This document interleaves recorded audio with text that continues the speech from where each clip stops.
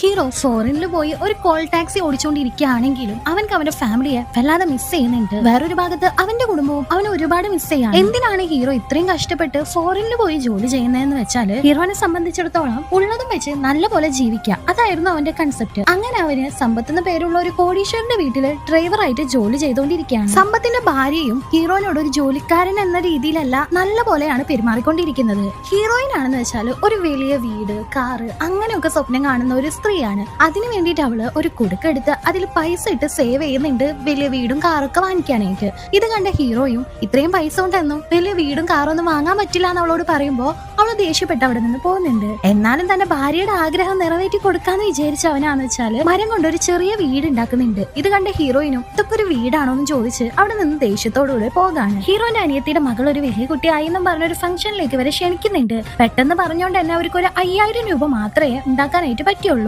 അവരുടെ കയ്യിലുള്ളത് അവരും കൊണ്ടുപോയി കൊടുക്കുന്നുണ്ടെങ്കിലും അനിയത്തിയാന്ന് വെച്ചാല് എനിക്ക് ഭയങ്കരമായിട്ട് നാണക്കേടായെന്നും നിങ്ങൾക്ക് ഒരു 50,000 രൂപയും എന്തെങ്കിലും ഒരു സ്വർണ്ണമൊക്കെ കൊണ്ടുവന്ന് ഇട്ടൂടെയെന്ന് ചോദിച്ച് അവരെ അപമാനിക്കുകയാണ്. ഹീറോ തന്റെ ഭാര്യയോട് നമ്മളിൽ ഇതുള്ളൂ, ഇത് കൂടുതൽ നമുക്ക് ചെയ്യാൻ പറ്റില്ല, ഉണ്ടാവുന്ന കാലത്ത് ചെയ്യാന്ന് പറയുന്നുണ്ടെങ്കിലും ഹീറോയിന് ഇത് വലിയൊരു അപമാനമായിരുന്നു. അവള് വീട്ടിൽ പോയി സേവ് ചെയ്ത് വെച്ചിരുന്ന ആ ഒരു പൈസയും അവളുടെ കെട്ടുതാലിയും വിറ്റ് 50,000 രൂപയും സ്വർണ്ണവും ഒക്കെ ഉണ്ടാക്കി കൊണ്ടുവന്ന് അവിടെ ഇടുന്നുണ്ട്. ഇവരെത്ര കഷ്ടപ്പെട്ടിട്ടാണ് ഇത് കൊണ്ടുവന്നെന്ന് പോലും ആലോചിക്കാതെ അനിയത്തിയുടെ ഭർത്താവ് അപ്പൊ ഉണ്ടായിട്ടാണ് ഇത് ചെയ്യാതിരുന്നതെന്ന് ഒന്ന് കുത്തി പറയുന്നുണ്ട്. പിറ്റേ ദിവസം സമ്പത്തും അവന്റെ ഭാര്യയും കൂടി ഫോറിനിലേക്ക് പോകാണ്. അതുകൊണ്ട് തന്നെ അവരുടെ കാറ് ഹീറോനെയാണ് ഏൽപ്പിക്കുന്നത്. അന്ന് മുതൽ ആ വണ്ടിയിൽ അവൻ ടാക്സി ഓടാനായിട്ട് തുടങ്ങാണ്. ഒരു ഓട്ടത്തിനിടയിൽ അവനൊരു കോടീശ്വരനെ കണ്ടുമുട്ടുന്നുണ്ട്. ഇവനക്ക് പൈസ ഉണ്ടാക്കണം എന്നുള്ള ആഗ്രഹം ആ ഒരു കോടീശ്വരനോട് പറയുമ്പോൾ ആദ്യം തന്നെ പൈസ ഉള്ളവനെ പോലെ ജീവിക്കുക, അപ്പൊ പൈസ തന്നെ വന്നോളും ഒരു റോങ് അഡ്വൈസും കൊടുത്തിട്ടാണ് അയാൾ പോകുന്നത്.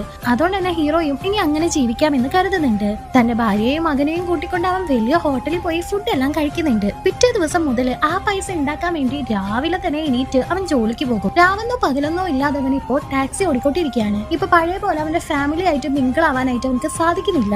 ക്രെഡിറ്റ് കാർഡ് യൂസ് ചെയ്തിട്ട് വലിയ വലിയ സാധനങ്ങളെല്ലാം ഹീറോ വാങ്ങാണ്. പലിശക്ക് പണം എടുത്ത് ഒരു സ്ഥലവും വാങ്ങുന്നുണ്ട്. ഇതെല്ലാം കണ്ട ഭാര്യക്ക് പേടിയാവുന്നുണ്ട്. എന്തിനാണ് ഇങ്ങനെയൊക്കെ ചെയ്ത് കൂട്ടുന്നതെന്ന് ചോദിക്കുമ്പോ നീയല്ലേ നിനക്ക് അത് വേണം ഇത് വേണം എന്നൊക്കെ പറഞ്ഞ് എന്നെ ശല്യം ചെയ്തോണ്ടിരുന്നായിരുന്നു. ഇനി നാളെ നമ്മളുടെ മകൻ വലുതായി എനിക്ക് വേണ്ടി എന്തുണ്ടാക്കിയെന്ന് ചോദിക്കുമ്പോ ഇത് കാട്ടിക്കൊടുത്താൽ മതി എന്ന് ഹീറോ പറഞ്ഞ് അവിടെ നിന്ന് പോകാണ്. ഒരുപാട് ആലോചിച്ച ഹീറോയിനും ഹീറോക്ക് വിളിച്ചുകൊണ്ട് നമുക്ക് ഇതൊന്നും വേണ്ടാന്നും പഴയ പോലെ ജീവിക്കറിയുന്നുണ്ട്. പെട്ടെന്ന് ഓടിച്ചുകൊണ്ടിരിക്കുന്ന അവന്റെ കാറിന്റെ മുന്നിലായിട്ട് വേറൊരു വണ്ടി ഇടിക്കുകയും ആ കാറിന്റെ മുൻവശത്ത് ഒരുപാട് പരിക്ക് പറ്റുകയും ചെയ്യാണ്. അത് നന്നാക്കാനായിട്ട് 1,00,000 രൂപയോളം വേണമെന്ന് പറയുന്നുണ്ട്. ഹീറോവും തന്റെ റിലേറ്റീവിന്റെ അടുത്ത് പോയി കാലും കൈയും പിടിച്ച് ആ പൈസ ഒപ്പിച്ച് കാറ് ശരിയാക്കി സമ്പത്തിന്റെ വീട്ടിൽ കൊണ്ടുപോയി ഇട്ട് കൊടുക്കാം. ഇതിനോടകം തന്നെ ഫോറിനിൽ നിന്ന് സമ്പത്ത് എത്തിയിട്ടുണ്ടായിരുന്നു. പക്ഷെ അവന്റെ ഭാര്യ മരിച്ചിട്ടുണ്ടായിരുന്നു. ഭാര്യയുടെ ട്രീറ്റ്മെന്റിന് വേണ്ടിയിട്ടാണ് അവര് ഫോറിനിലേക്ക് പോയത്. എത്ര പൈസ ചെലവാക്കിയിട്ടും അവളെ രക്ഷിക്കാനായിട്ട് പറ്റിയില്ല.